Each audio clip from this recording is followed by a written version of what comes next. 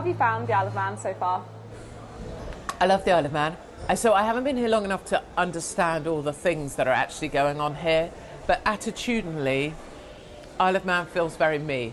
So this whole thing about we're not owned by anyone. We're not UK and we're not EU. No one owns us. I love the idea that you don't talk about the mainland, you talk about across.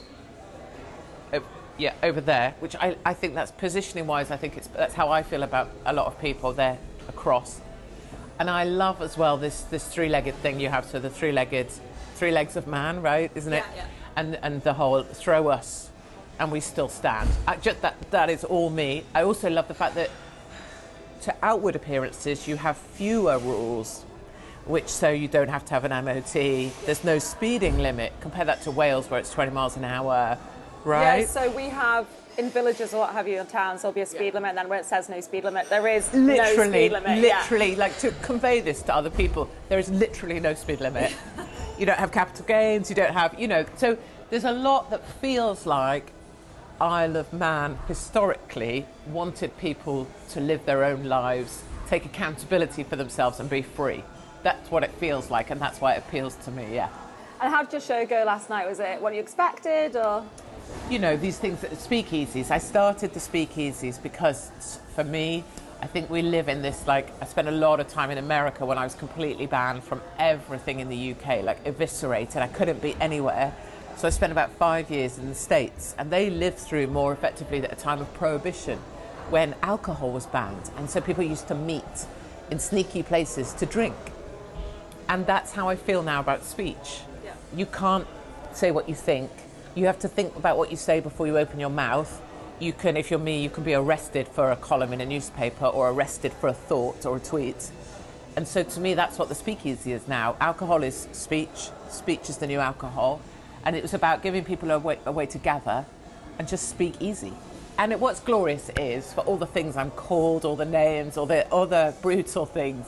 But anyway, you know what? I love it. I love that 200 people gathered and they had a lovely time, and they stayed 2 hours afterwards just to line up to have chit-chats. I mean, how cool is that? No, it's ace. And how have you ended up sort of at this moment in your life? Because obviously it was military you were going to go to, wasn't it? 100%. And I still feel like that's what I should be doing. Okay. So out of uni to the Royal Military Academy, sponsored through there by the Intelligence Corps, signed up to serve 35 years as an Intelligence Corps officer, and I told them I would be the first female general. I told them I didn't want a family, I told them I didn't care about anything else, I just wanted to be military. So I was brutal. And I got through Sandhurst, passed out of the academy, and then I'm also, it turns out, and I sort of knew, I was hiding it, that I'm epileptic. Okay. And so my seizures got worse and worse, and I got kind of, I wouldn't say caught, but it was found out that I'm epileptic. And the army figured that, someone having seizures with an automatic weapon might not be ideal in defence of the realm. So I had to leave, ended up in, first of all in business, 5 years in Manhattan, living in Manhattan, working on Madison Avenue. Came back to the UK and decided, right, I need to do something completely different. Applied to The Apprentice, became known, and then ended up in the media, Mail Online, LBC, most read, most listened to, Fox News, Tucker Carlson twice a week. I was kind of known, and then I would not conform with what you're supposed to talk about. I wouldn't toe the line. I would say what I thought. I would go to places and show what I was seeing, and then I was eviscerated, annihilated from the planet by powerful forces that come together to just remove you totally. And so 5 years later, I guess I've popped back up now, and it, in the time of the courts, the Tudor courts, it was the jester that could speak truth to power. So in my new guise as funny woman, you can get away with a lot if you're funny or if you're doing comedy. So you can take to Instagram and say, isn't it shocking that people are destroying the ULEZ cameras? This is pure vandalism. How terrible. You can buy the stuff you need from Toolstation. It's shocking. These people are terrible. And they don't know what to do with you. They can't arrest you because you haven't incited vandalism, but yet my message to my supporters is always, come on, So that's why the funny. And I don't know that I am funny. I think I'm funny, and my audiences have a lovely time. What's the most ridiculous thing you've heard said about you? My God, the list is so long, isn't it? Let's see, what are some things people say? I'm a Nazi, a fascist, that I want old people dead. Yeah. What they said the last few days, that there's so many things people say, that I called for a final solution to all Muslims, that I have, a quote from someone was, I've incited violence, it's bonkers fest.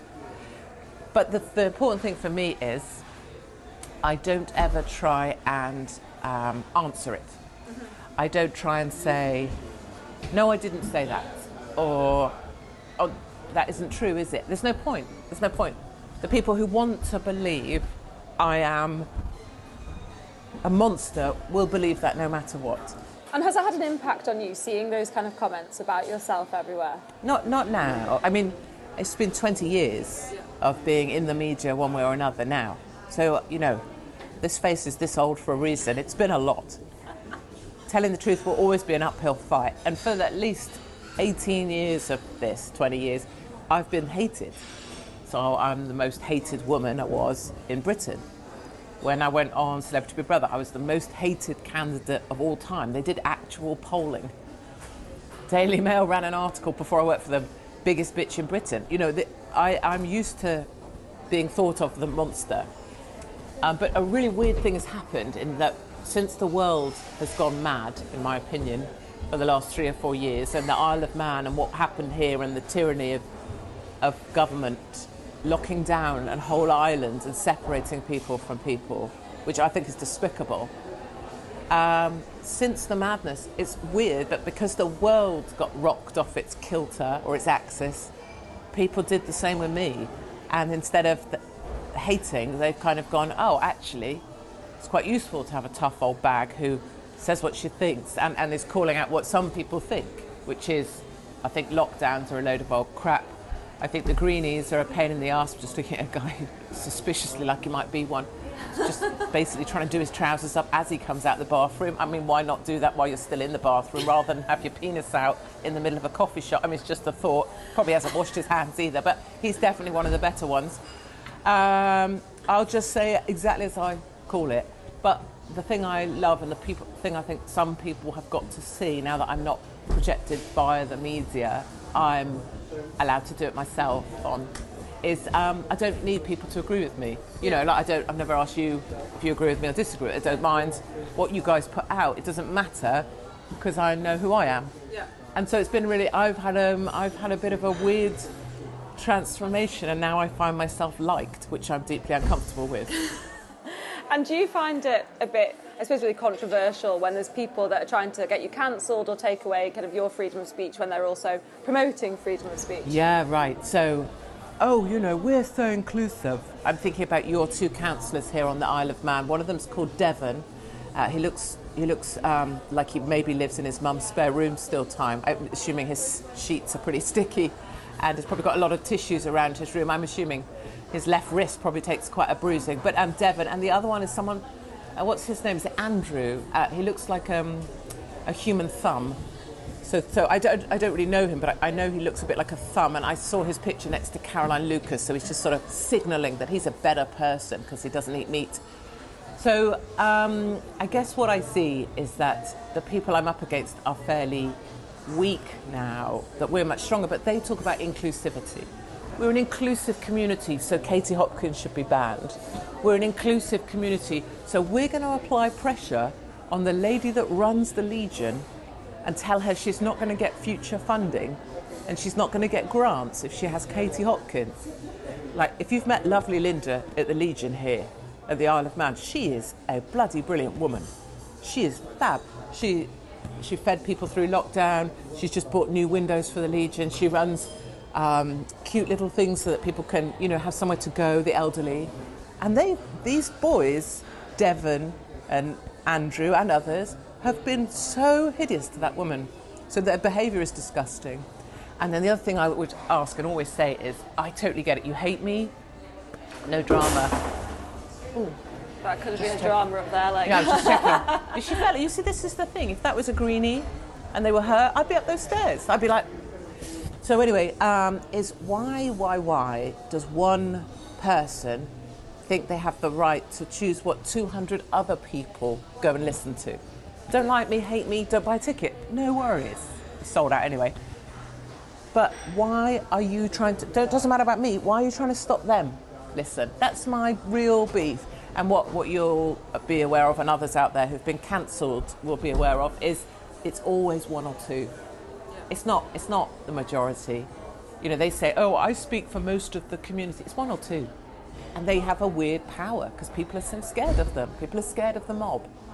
And what do you see within, like, your biggest issues with society at the minute? Yeah, just control. Yeah, just control. You know, I used to be this weird kind of staunch conservative, like, oh, I love law and order, I love a rule, I'm a military person, you know, rah, rah, rah. And now I'm like the opposite.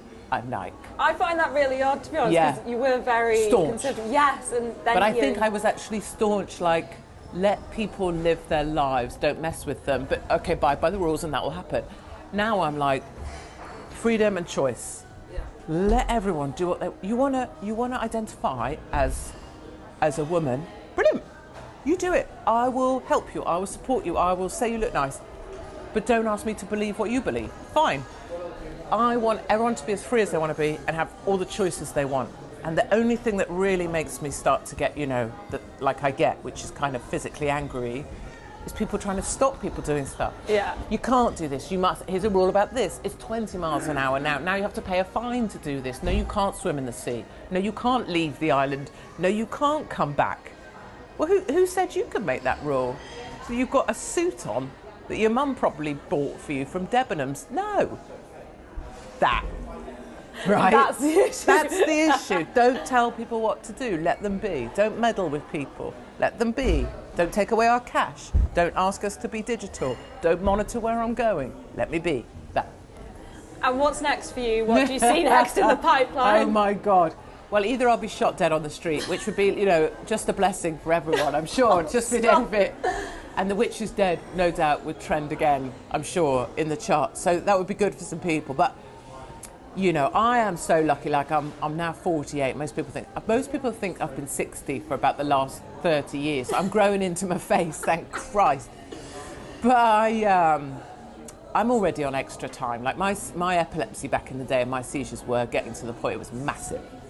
And they used to dislocate my arms. They've been out 35 times each. I used to bite through my tongue.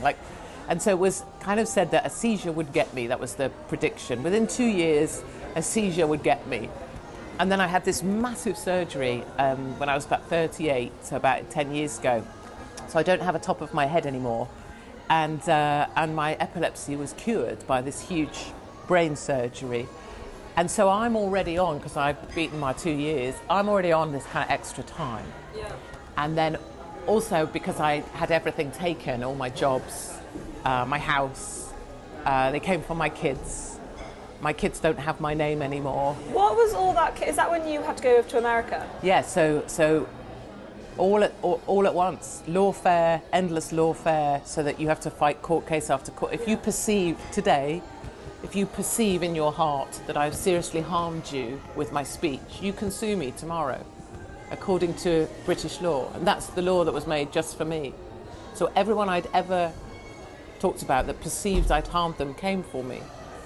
So did that all just kick off at once, a load of allegations? 5 years ago. Yeah. Well, as soon as they made a new law up, everybody got in the line. Everybody. So until I went bankrupted myself, they wouldn't go away. Right, okay. So that was my home. My kids' social services are called on them that I'm abusive. So they all have different names to me, and they all go to school that I don't go, never go to their schools, not once, not ever. And then obviously all my jobs were taken, well, got rid of very quickly. I was fired from everything. And then a couple of jihadis came to chop my head off. They're in prison now. So it's been, I mean, I make light of much of it because you have to. But that's very hard to go through for anyone, no matter how tough you say you are, or anyone. That's a lot to go through. Yeah, no one would go through that, no. No. And I don't talk of it because I have no sympathy or pity for myself. I don't. If you put yourself out there, suck it up. Yeah. Suck it up. You stay home, shut up, do nothing, you'll be all right. But I don't choose that. And I'm on extra time, and because I don't have those things, the house, I don't have a bank account, I'm not allowed on Twitter, not allowed on PayPal, I'm super free. What are they going to take? And would you do everything again? Yeah. 100%, 100%. I love it. And I love this moment. Like, I feel so lucky to do what I do. Imagine not being able to advertise what you're doing. Right? Imagine you're not allowed on any regular media. I'm not. I'm banned from all media mainstream. I'm not allowed to tell anyone what I do, really. I have to be a joker and get my way around it, which I've done. And imagine putting events on and them selling out just like that. And it's not about me, it's about the audience. What an amazing time to be alive. I just love it. I love it. I'm excited. So you're going off tonight to get to the Wirral? So I'm going off now to go to the ferry bridge. Because there's a ferry bridge here, right? There is, yes. And you go over the ferry bridge and you say, fairies. Hello, fairies. What do you say? Well, I'm a bit different. I sometimes say hello, but if some of my friends are racing bikes, I'm like, just tell them to look after them. Or I just thank them you have a little sometimes. chat. I do have a little chat with the fairies. Do you say, can you look after my mates on the bikes? Yeah, I do. And then other times I just thank them after. So, everyone's different though. Some people just say hello, but I I love it. That's just what I'm saying. But you go and you thank them. Yeah, because I remember once when I was about like 8 or so, we went over the ferry bridge and I didn't say hello to the fairies. We got a flat tyre just up the road. And Mum and Dad were like, you want to play? You didn't say. Yeah. So I believe in all sorts of things, and I believe anything that's positive and lovely, I love it. So I want to go to the ferry bridge, say hello to the fairies and thank them for letting me do this, and then I'll go to the Wirral, and then we've sold out 2 nights at the Wirral.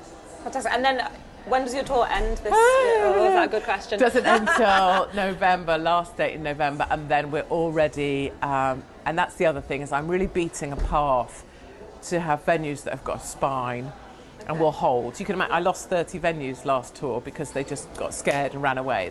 People don't have a spine. Venue managers want to do it, councils will come along and take their funding. So they all pull just like this. So I'm making spaces that have a spine, like Linda, that will hold, so that there'll be places people can still gather in the future. So 2024 is already in place, Silly Cow Tour, Katie Hopkins Silly Cow. And so I'm excited for that.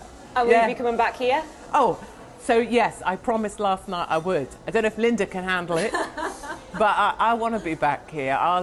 There's something about this place, and my dream would be, wouldn't it be great if we could get all the arseholes off of the Isle of Man?